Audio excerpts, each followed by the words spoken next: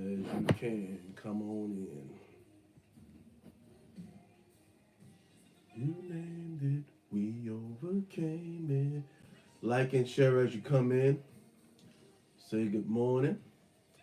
I pray that you are in good spirits today. I pray that you are excited about the word, excited about God. I pray that you are just excited. We got off on a good note on yesterday. Good morning, sister. Good to see you. We got off on a good note on yesterday. I pray that you are excited about today because we're going to another level today. Today, I'm going to show you some of the behaviors that we have uh, in self sabotage, and a lot of us don't even know that we have them. So I'm going to come out of Romans chapter 7, verses 13 through 20. I'm going to read that into your hearing, and then we're going to do some work. Like and share as you come in. It says, has then what is good become debt to me? Certainly not, but sin, that it might appear sin, was producing death in me through what is good, so that sin through the commandment might become exceedingly sinful. For we know that the law is spiritual, but I am carnal, sold under sin. For what I am doing, I do not understand. For what I will to do, that I do not practice, but what I hate, that I do. If then I do what I will not do, I agree with the law that it is good. Verse 17 says, but now it is no longer I who do it, but sin that dwells in me. For I know that in me, that is in my flesh, nothing good dwells. For to will is present with me, but how to perform what is good I do not find. For the good that I will to do, I do not do, but the evil I will not to do, that I practice. Now, if I do what I will not to do, it is no longer I who do it, but sin that dwells in me. So what is self-sabotaging behavior? That's the answer, the question we're going to answer today. Self-sabotage can be defined as any behavior that goes against our self or wider goals and values. Things that go against the things that we're trying to accomplish, things that go against the things that we're trying to overcome, things that go against the things that we're trying to succeed in. So rarely do we set out to self-sabotage ourselves, but sometimes it just happens and we don't even know that we're actually doing it. So in fact, it's usually the reverse. You might be surprised to find out that most self-sabotaging behaviors stem from self-preservation, because sometimes we self-sabotage to escape uncomfortable feelings. We think we're actually saving ourselves because we want to remain comfortable. We do not want to put ourselves in this position to allow ourselves to fail. So we feel like if we just step back and not do the thing that we were supposed to do, we're saving ourselves.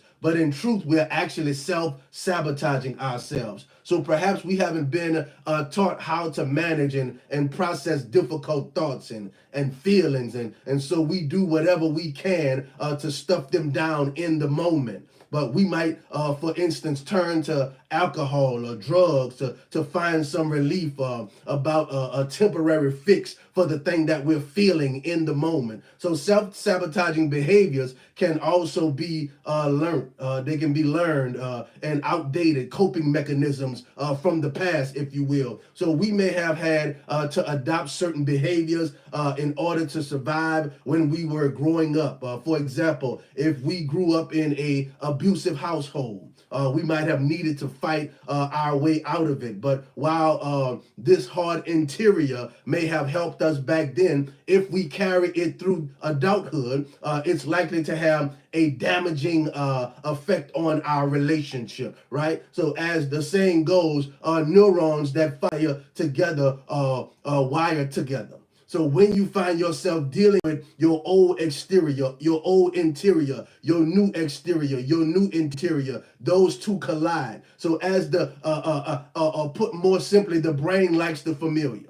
So when the brain likes the familiar, we often tie ourselves to the thing that we're familiar with. So the more we run a neural circuit in our brain, the stronger that circuit becomes. So this is why it can be so hard breaking out of self-sabotaging behavior. So until we learn new, healthier ways of thinking and behaving and practice them over and over again, we'll find ourselves easily reverting back to coping in the way we know best, even if it comes at the cost of ourselves. So oftentimes when we're trying to keep ourselves safe, we are willing actually to cost ourselves something, because we don't even know that we're costing ourselves something, because we think we're doing the right thing to protect ourselves. So in these cases, we need to take active steps to work against our self-sabotaging behavior. We must first identify what they are and then work to replace them with healthier ways of relating and behaving. So the signs of self-sabotaging behavior. The first one is this: you listen to your inner critic.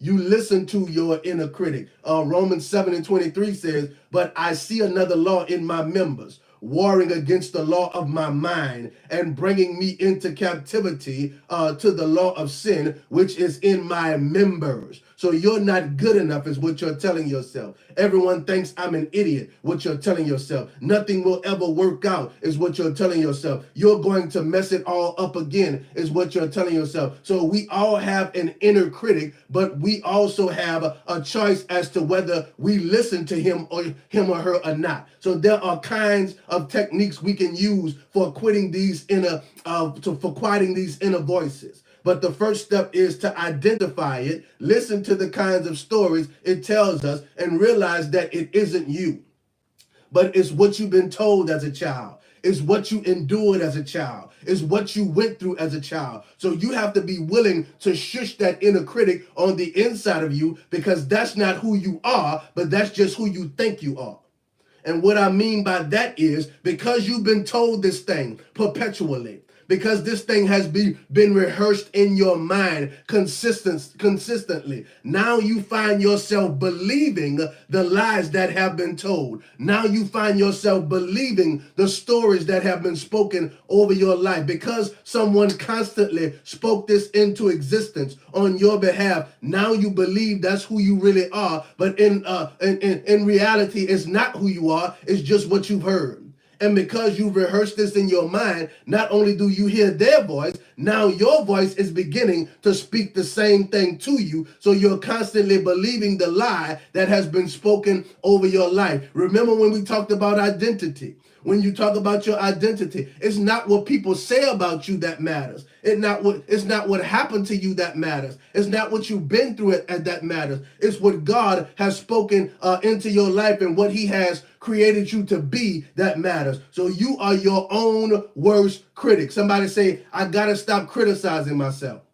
I gotta stop criticizing myself negatively, in fact, because when it comes to us winning, when it comes to success, when it comes to us overcoming, we get to a place where we could have done a great job in whatever endeavor it was that we tried out or put our hand to. But because we constantly cancel ourselves out, we will be hard on ourselves and feel like we didn't do anything, because we are harder on ourselves than anyone else. You are your biggest critic. You are the one that's going to constantly reach for a new standard, reach for new depths, reach for new heights, because you want yourself to do things a certain way. And watch this. When you're planning, you put yourself in position for that thing to come out the exact way you planned it out.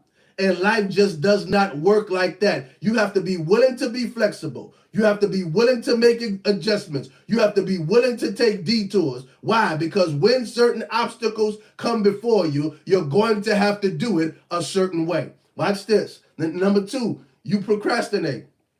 Another way you self-sabotage is you procrastinate. Proverbs 13:4 says, the soul of a lazy man desires and has nothing, but the soul of a diligent shall be made rich. So procrastination stems from the fear of failure. I don't want to step out now because I'm going to mess it up. I don't want to step out now because it's not going to work out on my behalf. I'm not going to do it now because I feel like I'm going to fail. So what you have to understand is what the scripture is telling us is if you don't try, you've already failed. If you're not willing to put your foot forward, you have already failed. So the irony of being that when we procrastinate, we end up fulfilling our own self-prophecy. And what's that self-prophecy? I can't, I won't, I'm not even willing to try.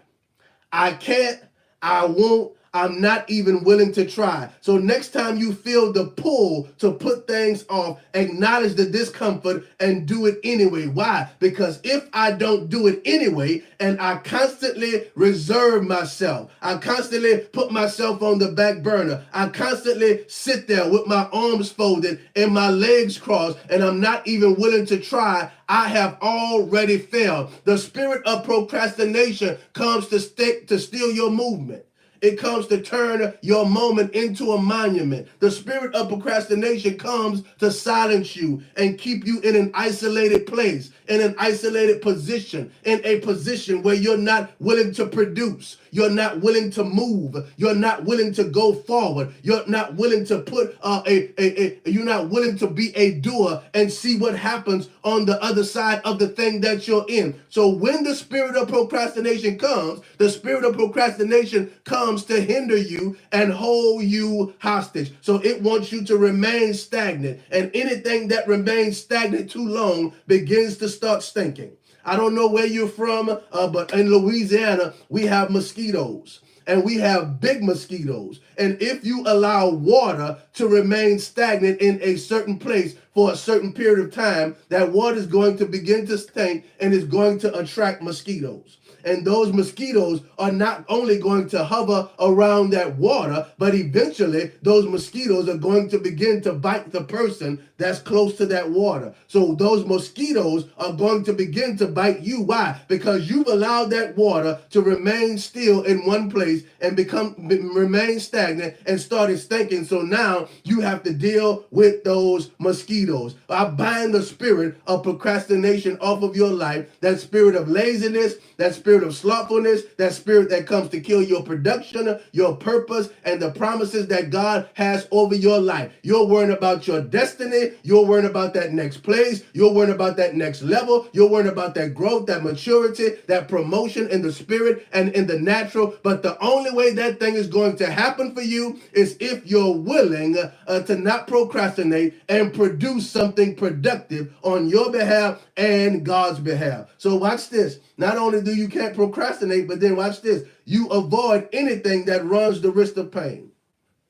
The spirit of self-sabotage comes into your life when you avoid anything that runs the risk of pain. Revelations 21:4 says, He will wipe every tear from their eyes. There will be no more death and mourning or crying or pain, for the old order of things has passed away. So if I'm in God, if I trust in God, if I have faith in God, the pain is wiped away because I trust in the one that's able to wipe away all pain. I have no worries. I have no doubts. I'm not second guessing myself, and I'm definitely not second guessing him. Why? Because he's brought me through certain situations before. He's brought me through certain circumstances before. And because he has brought me through certain instances before, I know he's able to bring me through this one. So when we feel like we've been burned in life, we might find ourselves avoiding situations that leave us open to experiencing the same pain again. But the truth is, everything worth having in life involves stepping outside of your comfort zone.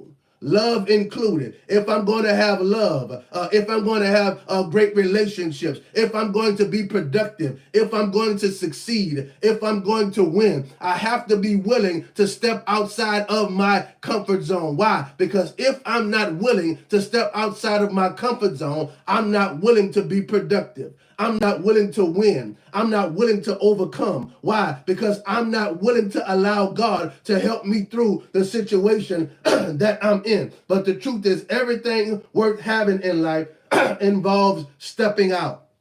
So, and because I'm willing to step outside of my comfort zone, I won't be sabotaged. I'll be sustained. Why? Because I've stepped out of self and I've stepped into God.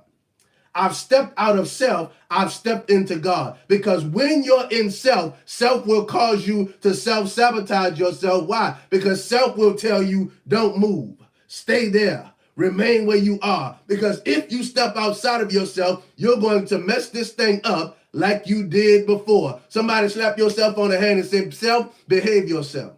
Because you cannot allow self to dictate to you, but you have to dictate to self. If any man will deny himself and come after me, take up his cross and follow me, then you will see things manifest. Why? Because I decided to put self in its place and not allow self to dictate to me, but I'm dictating to self. So when we begin to understand that putting self on pause doesn't set us up for sabotage, it sets you up for sanctification and safety, then we'll begin to tell self its place and put self in its place. Watch this. Another way we self-sabotage ourselves is using substances. Alcohol and drugs might help numb the pain in short term, but they tend to cause us damage in the long term. Right? When we think that we're going through, we're grieving, we're mumbling, we're complaining, we're depressed. We feel like we need to be isolated. We feel like we need something to numb the pain. So we go to substances. We're going to drink ourselves into a stupor. We're going to drink ourselves until we pass out. We're going to smoke until we can't remember yesterday. But when we're sober, yesterday comes back. Why? Because you are doing a temporary fix on the thing that you think will automatically go away. And what you have to understand is that thing will still be there when you're sober. And you can't be inebriated all day long because you're eventually going to have to come down. And guess what? When you numb yourself until you pass out, the devil is going to deal with you in your dreams. He's going to deal with you in your thoughts. He's going to deal with you in your mind. And when you wake up, that thing will be waiting on you, sitting at the foot of your bed and telling you, I told you I'll be here when you wake up. So what you have to understand, that is a short-term fix. If you find yourself turning to the bottle to stuff down difficult emotions or to get through social situations, this is a sign you might be self-sabotaging. I've been there when I was so numb until the point where I needed alcohol and I needed drugs and I needed this and I needed that. And I thought that I was actually fixing the problem. But really what I was doing was actually pressing the pause button on my problem. And then I had to go back there because I found myself not actually dealing with the problem. If you're going to overcome self-sabotage, you have to be willing to pull that thing up from the root. If you don't pull it up from the root, you're going to miss the very thing that needs to be taken care of in order for you to overcome the situation. So look, you have to be willing and allow yourself to gain a posture of where you're no longer trusting in you. You're no longer trusting in your repetitions and your ways of answering the problem of the situation. But now you're trusting in God. And I told you on yesterday, the only way to give that thing to God is to pray and seek his guidance and seek his instruction and allow him to deal with the thing that you're struggling with. So if you turn that thing over to God, then God can fix the situation for your benefit and you will become better, not overnight, but over time. That thing doesn't fall off of you because you just made up your mind. You're going to pray and you're going to allow God to deal with it, and that's it. No, it doesn't just fall off of you like that. You have to be willing to go through, I'm about to say a cuss word. You have to be willing to go through the process. You have to be willing to endure the process. You have to be willing to allow God to establish those boundaries around you in the process. Why? Because if I'm going to overcome the obstacles that I'm struggling with and I'm dealing with, I have to allow God to set up boundaries. Why? Because I can no longer allow my old me to embrace my new me, because right now the old me is stronger than the new me, and I have to keep them separate. I have to keep them separate. So you have to be willing to let go of the substances and the drugs and stop lying to yourself and saying, I'm just social drinking.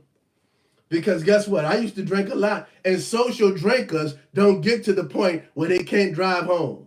They can't stand up. They can't see straight. They can't remember this. They can't remember that. That's not social drinking. Somebody missing it. You'll catch that when you get off of here. The next thing you have to understand, you're a self-confessed control freak. You are self-sabotaging yourself because you are a self-confessed control freak. Whether we like it or not, nothing is permanent. And when we try to control situations or people, it leaves us stuck and we block our own growth. We try to control us, we try to control others and God, because we feel that if we can control the situation, it will turn out the way we want it to. Man has a way that seemeth right, but the end thereof. Did you catch? You have a way that seems right. And because you desire to control every situation, have your hand in every situation, have your opinion in every situation, because you want that thing to turn out the way that you want it to turn out, watch what happens. It goes in the opposite direction other than the way you see it going. Why? Because you have your hand in it and you didn't allow God to put his hand in it. So that's so not the case, because if we control the situation, it doesn't get better, it gets worse. Can anybody relate?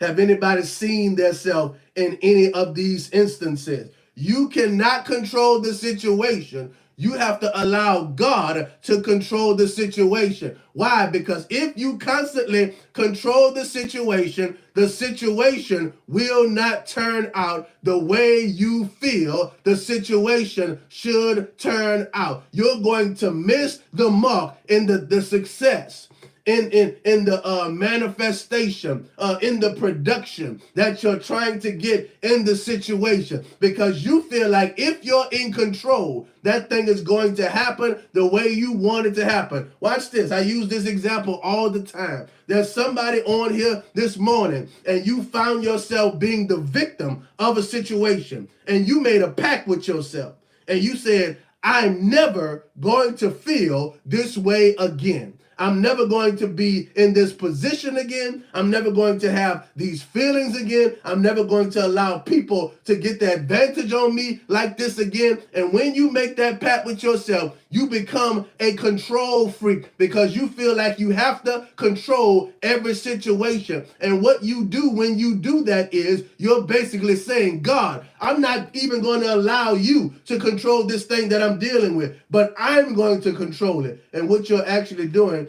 is you're isolating yourself and you making sure that nobody gets close. Why? Because you have trust issues now and you're not willing to allow anybody to come into your space. Yeah, there's a such thing as boundaries, but guess what? Those boundaries have limits, and there are certain people that you have to allow in. Why? Why? Because relationships make the world go round. And if I'm always by myself, if I'm always dealing with myself, if I'm always doing things by myself, I'm missing the mark. Why? Because I'm not allowing anybody into my space, and God uses people to get me to that next level. God uses people to bless me. God uses people. God used people to encourage me. God used people to push me. God used people that when I can't walk on my own, to carry me to that next place that I need to go. He uses people. Sometimes it's not what you know, it's who you know. So you have to be willing to allow people in. Watch this. The next way we self-sabotage ourselves. I'm talking about self-sabotaging behavior. You can't say no. You can't say no. You might be thinking to yourself, what's so nice about being the nice guy? Watch this. People pleasing is one of the most socially accepted forms of self-sabotage around. Watch this. If you're people pleasing, you're losing your identity. because you can't be who God wants you to be and who they want you to be at the same time. You can't be who God wants you to be, who the people want you to be at the same time. So you are losing your identity. When you allow yourself to become a people pleaser, you are allowing yourself to walk away from what God has created you to be, to jump through hoops and leap over walls and run in circles for the person that you're trying to please. So now you're crossing boundaries and allowing boundaries to be crossed in your life. When God created you, he created you with boundaries and a certain standard. When you decide to please people, you step outside of those boundaries, because boundaries are there to protect us, to ensure we're channeling our energy into the areas of our life that are worthy of it. So without them, we leave ourselves wide open to being walked all over, to being used, to being manipulated, to being persuaded to do things that we normally don't do. We're putting ourselves in position to say yes to them and say no to our purpose. Say no to our promises. Say no to our destiny. Why? Because we need to be accepted. And we need to be in a place where we need somebody to like us. We need somebody to embrace us. We need somebody to help us out every once in a while. We are putting ourselves in a position to be walked all over. Remember that vow that I just told you about. I'm going to make sure that I never put myself in this place again. So when you make that vow, you isolate yourself. Not only do you isolate yourself, but you put yourself in a place where you have trust issues, so you don't allow anybody close. So now when you need somebody to get close because you're lonely, you're going to be a people pleaser. You're going to be a yes man or a yes woman. Why? Because now I'm lonely and I want a little company. So I open myself up for manipulation. I open myself up to be used. I open myself up to not say no, but say yes to everything. Why? Because I want to be a part of their community. I want to be a part of their circle. I want to be a part of who they are and what they're doing.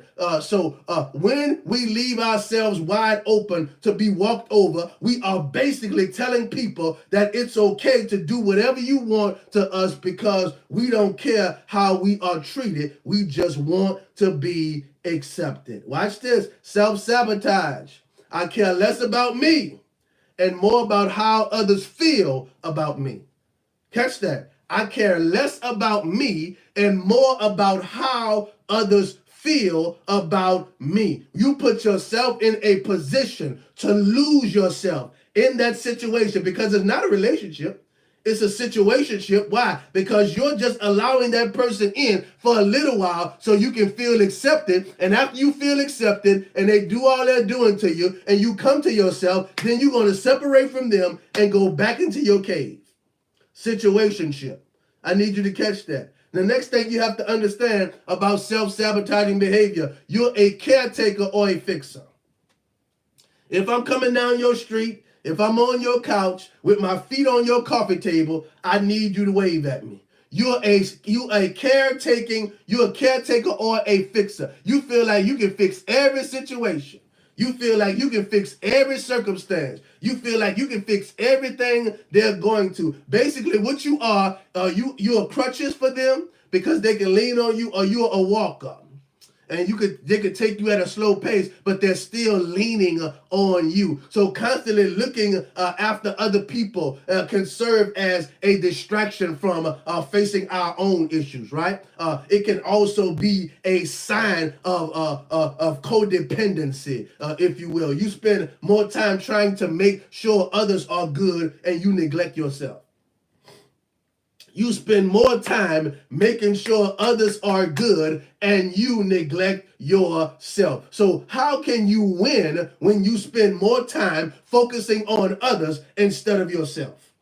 How can you win when you spend more time worried about how others have this and have that and have the other and you're not focusing on yourself? How can you get to your destination If you're constantly turning around, making sure this one that forgot this get it, this one that forgot that get it, this one that forgot this get it. It's like you're going on a road trip and you have 6 or 7 people in the car with you, and they say, oh, I forgot this, and you go back to get it. Oh, I forgot that, and you go back to get it. Oh, I forgot this, and you go back to get it. And then when by the time y'all get on the road, y'all are 3 or 4 hours behind, and you're not going to get where you're going until the next day or the day after. Why? Because you're so focused on what they need, and you try to fix them. That's right, Justina. You get nowhere.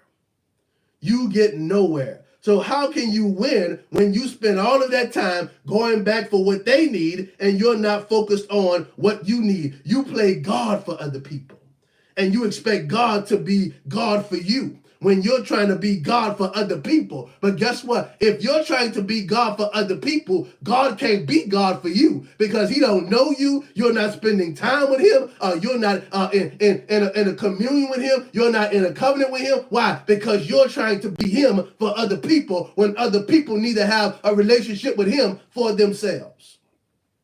So you don't trust God enough to be God for them, but you trust him enough to be God for you. Make it make sense. Make it make sense. I need you to say this for me. I'm putting down my God title for other people. I'm putting down my God title. I'm putting myself in a position where I'm going to allow God to be God for me. And he's going to have to be God for them. They have to get their own relationship with God. There are too many people, excuse me, there are too many people allowing people to live on the coattails of their relationship with God. I'm not going to pray, but I know you pray, so I'm going to call you to get a prayer through. I'm not going to fast, but I know you fast, and you're on one right now, so I'm going to use you to get an answer for what I need.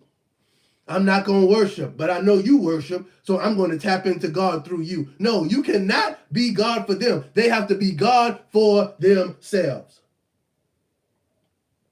I'm putting down my God title.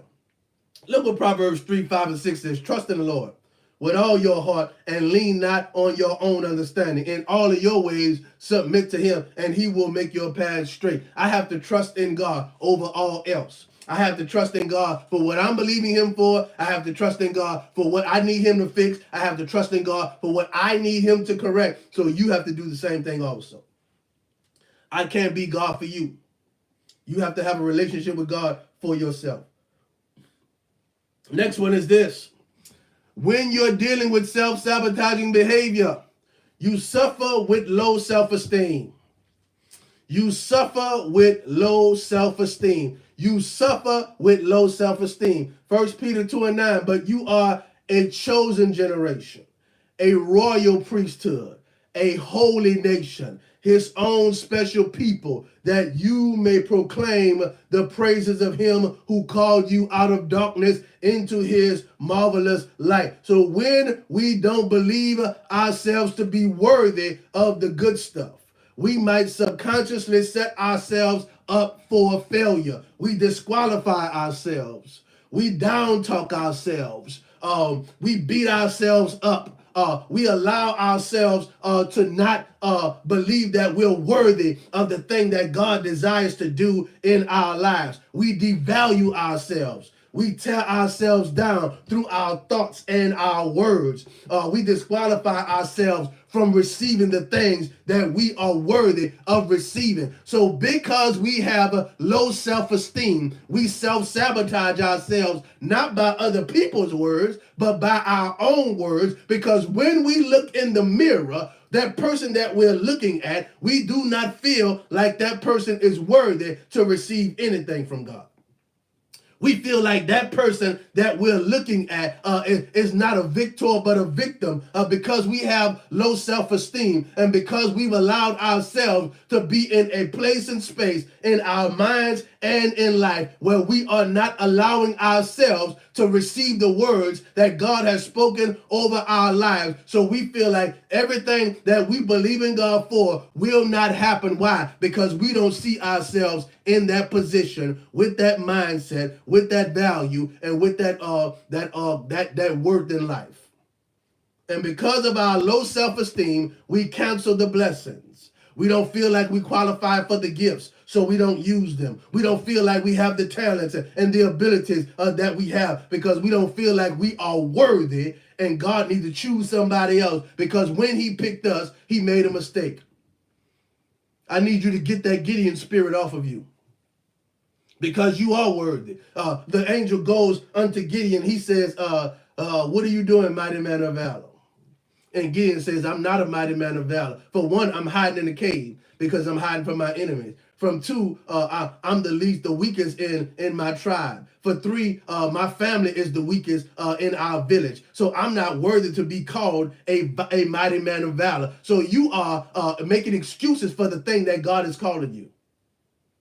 Gideon, I need you to get out of here and become the man or the woman of God that God has called you to be. I need you to cancel that curse off of your life. I need you to wipe your mouth and rid yourself of the residue of the old you and grab hold of the new you, because the old you no longer has authority and word over your life. You have to begin to speak the blessings of the Lord that make it rich and added no sorrow to it. The thing that God has called you when you were in hiding, when you were in the cave, when you felt like you were the weakest, you have to begin to believe that thing, because that's the thing that God desires to do in your life. I need you to take your spiritual anointed napkin and wipe your mouth and say, I am no longer the one that's hiding in the cave, but I'm going to begin to speak blessings. I'm going to begin to speak life. I'm going to begin to speak healing. I'm going to begin to speak breakthrough. Why? Because the thing that God called me, I'm about to be that and not allow the enemy to penetrate my mind and be anything else, because I am a mighty man of valor. I am a mighty woman of valor. I am who God says I am, and no longer will curses come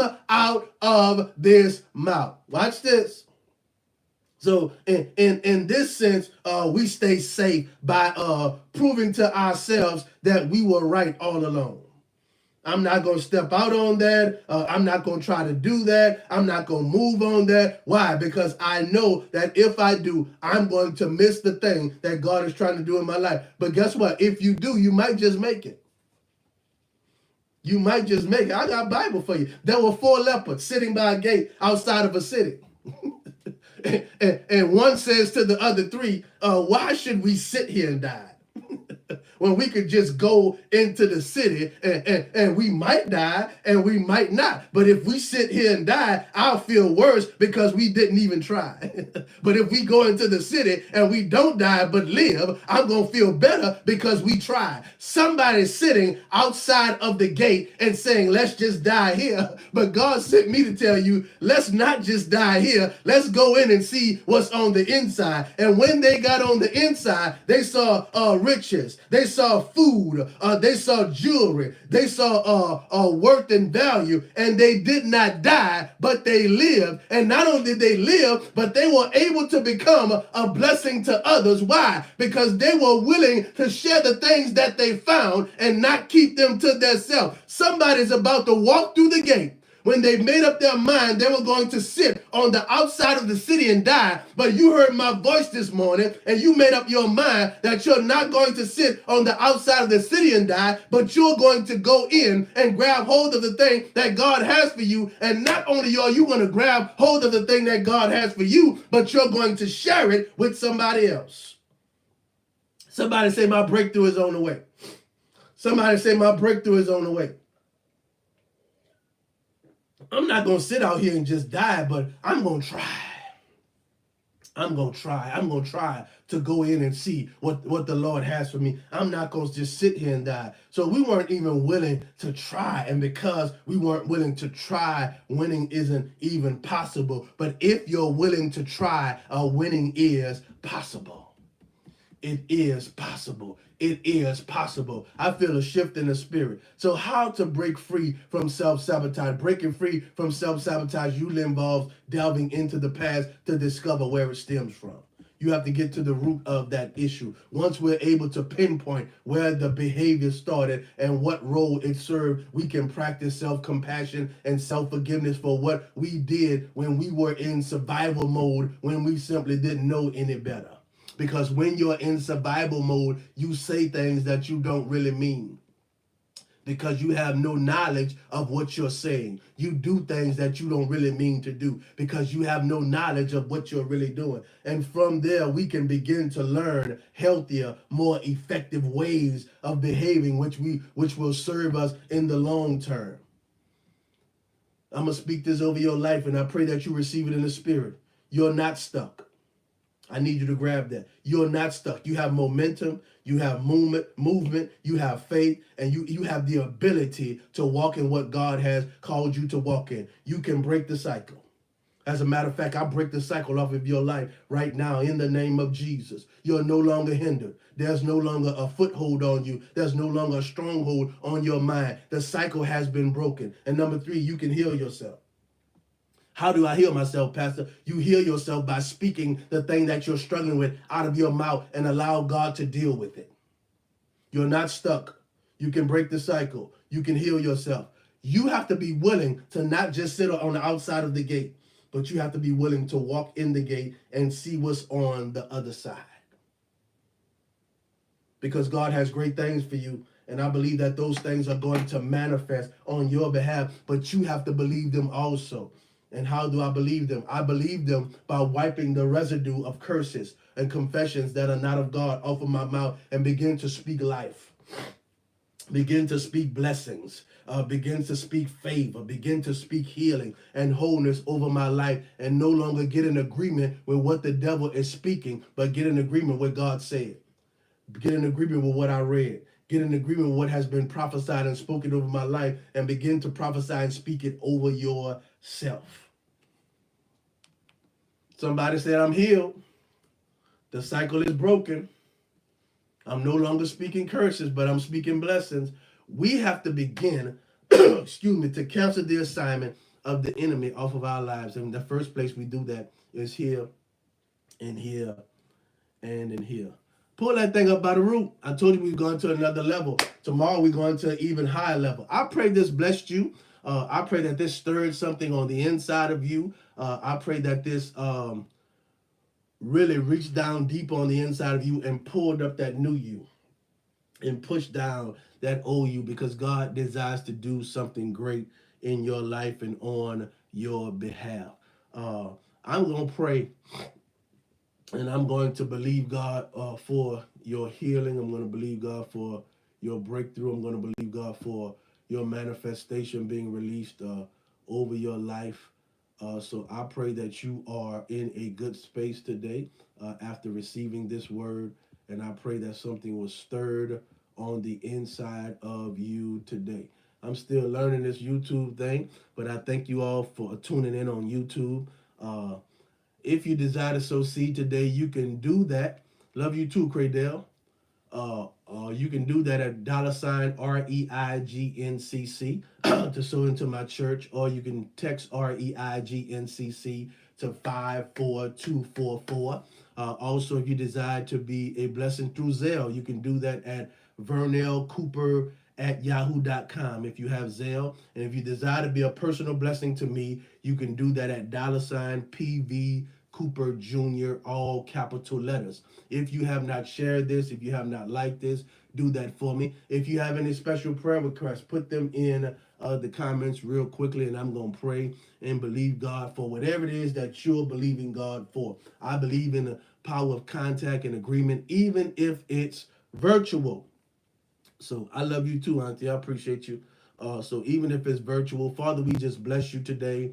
We thank you for your manifestation. We thank you for your power. We thank you for your glory. We thank you for ordering our steps. We thank you for your will being done in our lives. And we thank you for our mouths aligning with our minds and our hearts. We're no longer speaking death. We're no longer speaking curses. We're no longer speaking defeat. But from this day forward, we are speaking blessings. We're speaking blessings for our family. We're speaking blessings for our children. We're speaking blessings for our businesses. We're speaking blessings for all of those that are tied and connected to us. We are no longer allowing the enemy to put words in our mouth. We know that he's an accuser of the brethren. So today we cancel that accusing spirit off of our lives, and we will speak everything that the word says we are, everything that you say we are, and everything that we believe ourselves to be that aligns with your word and your will. We love you today, Father, for who you are in the midst of us, and we thank you for what you're doing on our behalf. We come in agreement today with your vision for us, with your purpose for us, with your promises for us, and what it is that you desire for us to be. We thank you for creating us, God, and we thank you for not only creating us, but creating us in your image and in your likeness. We love you today, Father, for just being our God. We call you Abba Father today, because whenever we have a problem, whenever we have a need, you are there to help us and to cover us and to keep us. So we bless you today, God, and we give you glory, we give you honor, and we give you praise in Jesus' name. Amen. I love y'all. I thank you for your consistency and your faithfulness. I know some people got off because I was a little long-winded today, but I thank God for your faithfulness. You know how I said expectation plus participation equals God's manifestation. If you expect it, if you believe for it, God will put it in your life. YouTube is up and running. I got to figure out a few things, how to see the comments and all of that, but it is up and running. If you're not, have not subscribed to my YouTube channel, do that today. Vernell Cooper 2, at Vernell Cooper 2, so that you can also be a part of YouTube. What I'm going to do on YouTube is this. Once a month, I'm going to do a special Bible study, but it's only going to be on YouTube. So if you have not subscribed to my YouTube channel, you cannot be a part of that.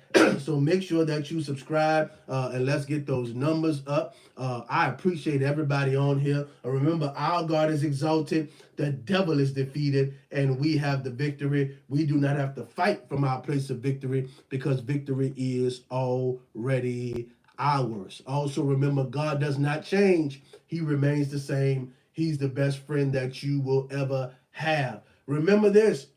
Expect the unexpected today because God is up to something unusual on your behalf. And I believe that today is your day to get it. Y'all have a blessed Tuesday. Expect whatever it is you're believing God for to manifest today. I love y'all. I will see y'all tomorrow morning, 8 a.m. sharp. God bless.